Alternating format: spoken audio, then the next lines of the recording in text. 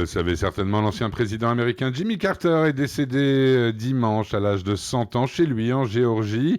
Le démocrate, 39e président des États-Unis qui n'a fait qu'un seul mandat et par ailleurs qui a été prix Nobel de la paix en 2002, restera dans l'histoire comme l'architecte des accords de Camp David entre Israël et l'Égypte signés en 1979. On en parle avec Jean-Éric Branal, spécialiste des États-Unis, qui revient pour nous sur l'héritage de ce que nous laisse Jimmy Carter, ce président des États-Unis. Il est au micro lui aussi de Blaise van der Linde. Jean-Éric Brana, bonjour. Bonjour. Merci d'être avec nous sur Radio Judaïka. Vous êtes maître de conférence à l'Université d'Assas, spécialiste des États-Unis. Et aujourd'hui, on va parler des États-Unis justement. Jimmy Carter, ancien président des États-Unis et prix Nobel de la paix, s'est éteint à l'âge de 100 ans. Une figure majeure de la diplomatie mondiale. Il restera dans l'histoire comme l'architecte des accords de Camp David entre Israël et l'Égypte, signés en 1979. Alors, pour commencer, qui était cet homme? Qui était Jimmy Carter et comment est-il arrivé au pouvoir? C'était un peu inattendu, non?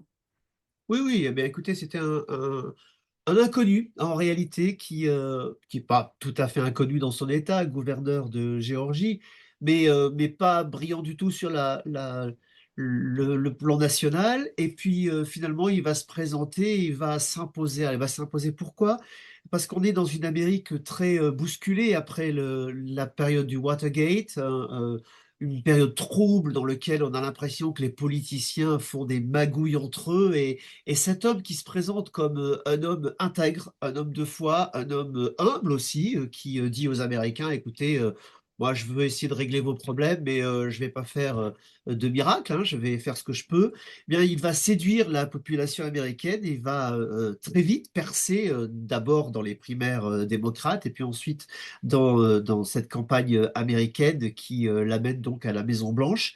Maison-Blanche où il va rester un mandat, un seul mandat, parce que il va avoir, comme vous le dites, un rôle très important sur le plan international, mais c'est aussi la situation internationale qui le fera tomber, puisque son mandat se terminera dans la douleur avec cette prise d'otage des Américains à l'ambassade des États-Unis à Téhéran après la chute du régime et l'arrivée des Mollahs et des étudiants iraniens qui vont prendre en otage 52 personnes pendant 444 jours.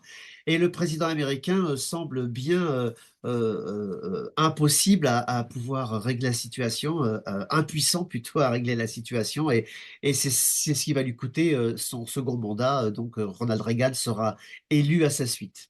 Alors, on reviendra sur les accords de Camp David qui sont son passage majeur, mais quelle trace laisse-t-il dans l'histoire, dans la tête des Américains? On sait qu'il y aura une journée de deuil national le 9 janvier. On a Oui. vu tous les politiciens de tous bords vraiment saluer le personnage. Bah écoutez, ce qu'il va laisser dans l'histoire, en réalité, n'a pas grand-chose à voir avec sa présidence. Ce qu'il va laisser dans l'histoire, c'est l'après.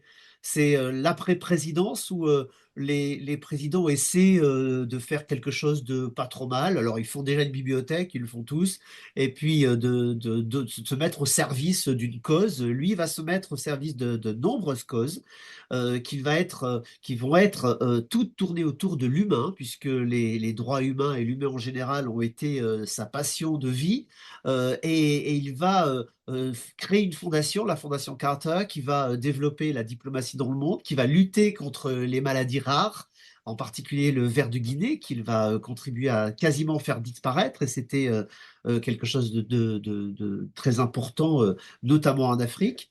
Et puis, il va continuer une œuvre de paix. Alors, il est prix Nobel de la paix, hein, c'est vrai, depuis 2002, mais il va continuer cette œuvre de paix en essayant de développer par sa médiation, par son autorité, par ses écrits aussi. C'est quelqu'un qui a beaucoup écrit, et donc diffuser une parole de tolérance. Rappelons ou disons ou précisons que c'est un homme de foi, il est évangélique, et donc il considère que c'est sa mission. Ce qui va laisser aussi dans les têtes, c'est anecdotique, mais c'est pas une petite anecdote, c'est sa relation avec sa femme. Hein. Pendant 77 ans, il sera marié à Rosaline.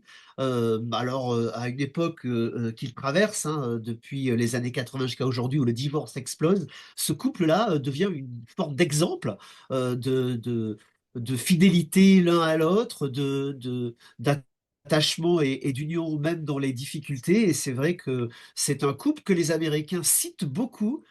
Quand Rosalind Carter est décédée, c'est un peu comme si une présidente, une ancienne présidente était partie parce que c'était en novembre l'année dernière. Les Américains voyaient ce compte-là s'arrêter alors qu'ils y étaient très attachés.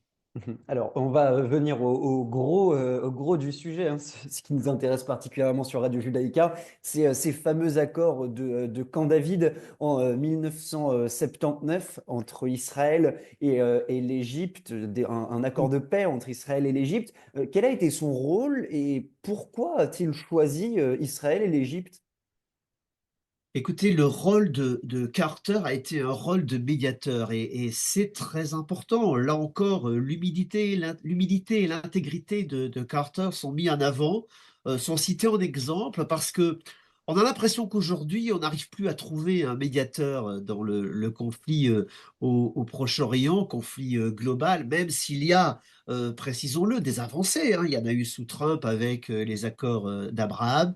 C'est vrai que Jared Kushner a beaucoup travaillé dans la région, que Blinken est également très actif, mais c'est pas avec l'aura de Jimmy Carter qui est venu apporter la puissance américaine au pied du Proche-Orient en expliquant aux différents acteurs qu'il fallait travailler ensemble pour pouvoir vivre les uns à côté des autres et que de toute façon, quand on est voisin, on le reste. Et donc, la guerre n'est pas une solution.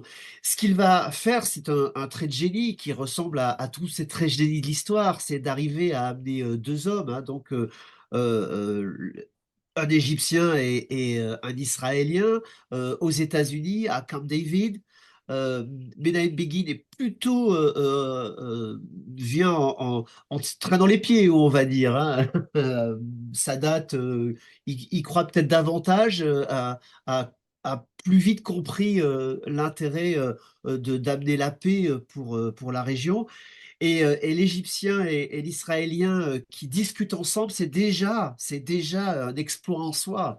Mais alors qu'ils en sortent avec une reconnaissance mutuelle, avec un désir de paix, c'est ça l'œuvre majeure de Jimmy Carter, des États-Unis, de la période. Vous voyez, c'est un ensemble de choses qui sont un événement phénoménal dans l'avancée pour la région. Jamais il n'y a eu de pas aussi fort depuis.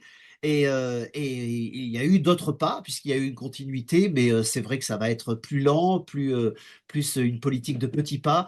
Et en tout cas, il a donné la direction. Et c'est le point, effectivement, extrêmement fort de Jimmy Carter, avec donc la reconnaissance quelques années après de l'État d'Israël par un certain nombre de pays. Mhm. Quelles traces justement vont laisser ces accords de Camp David dans la tête du monsieur tout le monde américain? Est-ce que ça les intéressait à ce moment-là? Est-ce que ça les intéresse toujours? Oui, bien sûr que ça intéresse parce que d'abord, c'est synonyme de paix et que la paix intéresse autant que la guerre. La guerre aussi est un intérêt, hein, il ne faut pas se tromper. Les caméras se braquent vite, mais la paix apporte quand même une sérénité dans la tête et on a tous envie que la paix s'installe. Euh, Ce qui est intéressant, encore une fois, je me permets d'insister, c'est que cette paix, elle n'est pas imposée, elle est médiatisée. C'est-à-dire qu'il y a une aide à la paix, mais elle vient vraiment des deux protagonistes qui chacun font un pas l'un vers l'autre. Alors à une période où on voit de la polarisation partout, dans tous les pays du monde, des affrontements entre plusieurs pays, c'est vrai que avoir une culture du compromis, arriver à la faire passer, c'est vraiment un exploit que les gens regardent avec admiration à ce moment-là. Et c'est vrai que ce prix Nobel de la paix n'a pas été discuté. Il était bien sûr à partager entre ces hommes et il était évident que là, il était largement gagné. On aimerait quand même qu'il y ait plus de grands hommes comme ça qui arrivent au bout de leur œuvre de conviction, puisque c'est ce qu'ils ont fait pour arriver à faire avancer l'humanité dans la bonne direction. Ouais, et pour terminer, vous l'avez rappelé en début d'entretien, c'est vraiment ces 444 jours de prise d'otage dans l'ambassade des États-Unis en Iran qui vont le précipiter à sa fin. Et là, on voyait peut-être le manque de charisme, d'épaule du personnage. Oui, mais c'est vrai que Jimmy Carter n'est pas un homme charismatique. C'est d'ailleurs, il va cultiver l'humilité parce que le charisme manque. Donc, il a plutôt choisi une voie qui lui permettait de continuer à faire sa route dans un autre chemin. Euh, Ces 444 jours sont terribles pour les Américains, puisque c'est un moment où ils ont l'impression d'être dans la déchéance. C'est la valeur perdue des États-Unis. Et on entend beaucoup à ce moment-là envoyer l'armée, envoyer les boys. On se rend compte, l'histoire l'a montré par la suite, hein, les Américains ont envoyé des boys, notamment en Irak. Ils ont vu que c'était pas la bonne solution. Donc, quand Carter disait il faut pas le faire, il a beaucoup été critiqué pour cela. Eh bien, finalement, il n'avait pas tort. C'est que c'était une situation extrêmement complexe et puis, il écrit lui-même que Ronald Reagan lui a mis des bâtons dans les roues, hein, en empêchant aussi que les otages reviennent avant la fin de son mandat. Certains expliquent que c'est du complotisme et que pas du tout et que ça n'a rien à voir. Bon, l'histoire le jugera, mais c'est vrai que, en tout cas, c'est une période très difficile pour les Américains qui se disent à ce moment-là que l'Iran est en train de les humilier et ça laisse des traces puisque les relations entre l'Iran et les États-Unis sont exécrables. Ça n'a pas changé depuis cette période. Mais la voie Carter, qui était de continuer à se parler, continuer à maintenir le lien, n'est pas une si mauvaise voie que cela, puisqu'elle s'est poursuivie par la suite et elle permet de limiter les dégâts, si je peux le dire ainsi. Mhm. Jean-Éric Brana, merci beaucoup d'avoir été avec nous sur Radio Judaïka et répondre à nos questions. Et on vous souhaite une bonne année en avance. De même, au revoir.